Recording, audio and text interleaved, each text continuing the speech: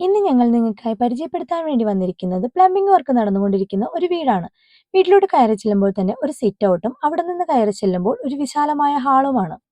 ഹാളിന്റെ ഇടത് സൈഡിലായിട്ട് തന്നെ അതിവിശാലമായിട്ടുള്ള ഒരു ഓപ്പൺ ഡൈനിങ് ഏരിയയും ക്രമീകരിച്ചിട്ടുണ്ട്. ഡൈനിങ് ഏരിയയോട് ചേർന്ന് തന്നെയാണ് ഈ വീട്ടിലെ കിച്ചണും. കിച്ചണിലെ ജനലുകളുടെ സ്ഥാനം എടുത്തു പറയേണ്ടതാണ്. മാക്സിമം വെളിച്ചം കിടക്കുന്ന രീതിയിലാണ് അവ ക്രമീകരിച്ചിരിക്കുന്നത്.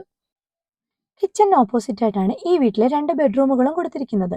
അതിൽ ഒരെണ്ണം ബാത്ത് അറ്റാച്ച്ഡുമാണ്. ഇതിന്റെ ഒരു സൈഡിലായിട്ട് ഒരു കോമൺ ബാത്റൂമും കൊടുത്തിട്ടുണ്ട്. ഈ വീടിന്റെ ഉള്ളിലൂടെ തന്നെയാണ് സ്റ്റെയർ കൊടുത്തിരിക്കുന്നത്. ഈ വീടിന്റെ പ്ലംബിങ്ങിനായി ഹിൻഡ് വയറിന്റെ പൈപ്പും അതിന്റെ തന്നെ ഫിറ്റിംഗ്സും ആണ് ഉപയോഗിച്ചിരിക്കുന്നത്.